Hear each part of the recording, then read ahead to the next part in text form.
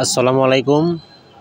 এই আমাদের দলেশ্বরী নদী, নদীর সাইড দিয়ে নিচ দিয়ে যে ফসলগুলো বোনা হয়েছিল দেখতে পাচ্ছেন। নদীর নিচে বোনা হয়েছে ঘাস এবং সরিষা, খেসারি কালা এবং বড় ধান বোনা হয়েছিল, সেগুলো কিন্তু পানির নিচে ডুবে গেছে দেখতে পাচ্ছেন। আমি কি জানবো আর কি বলবো ভাই, আমাদের গ্রামটা এমনি নদীতেই বাঙ্গাই শেষ করে নিয়ে গেছে গা। ভালো ভালো জমি ছিল, নদীতে তদ্রুপই নাই, গভীরতা না। নদীতে এলাকার গরিব মানুষ প্রচুর বড় ধান রোপণ করে, সেই ধান কত সুন্দর হয়ে ওঠে, অথচ হঠাৎ করে নদীর পানি বাড়ায়, সেই ধান ওনা পানি তলে যেতেছে। আমার পিছনে একটা দলেশ্বরী নদী। এখন কিন্তু শীতকাল, ডিসেম্বরের শেষ, জানুয়ারির শুরু, কিন্তু এই শীতের মধ্যেও কিন্তু এই দলেশ্বরী নদীর পানি বেড়ে চলছে দেখতে পাচ্ছেন। নদীতে অনেক পানি। হঠাৎ করে কেন এই শীতকালে পানি বেড়ে চলছে কিছু বুঝতে পারতেছি না। তো এরকম তো কোনো বছর হয় না, তো এবার কেন এভাবে পানি আসলো দেখতে পাচ্ছেন। নদীর তলা দিয়ে যে পানি দেখতে পাচ্ছেন, এইগুলা পানি কিন্তু ছিল না। অল্প কয়েকদিন ধরে নদীতে পানি বেড়ে চলেছিল।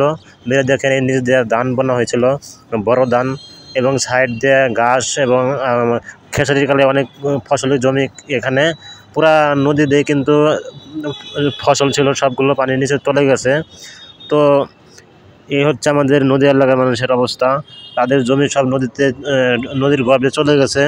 তারা ফসল জমি এগুলো আবাদ করে তাদের জীবন চলে। আপনি এর সম্বন্ধে কি জানেন একটু বলেন তো শুনি। আমি কি জানবো আর কি বলবো ভাই, আমাদের গ্রামটা এমনি নদীতেই বাঙ্গাই শেষ করে নিয়ে গেছে গা। ভালো ভালো জমি ছিল, নদীতে তদ্রুপই নাই, গভীরতা না।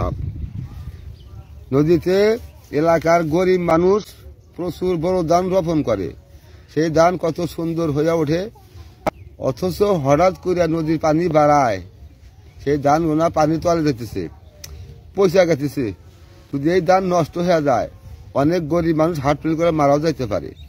তাই আমি আমার দেশবাসীর কাছে, যারা দেশের দায়িত্বে আছেন, তাদের কাছে অনুরোধ জানাইতেছি, দয়া করে কোন জায়গায় নইতে বাঁধ দিয়ে এই পানি ফিকান হইতেছে, সেই বাঁধটা ভাঙ্গা দিলে পারে এই এলাকার মানুষগুলা অনেক ধান পাইব।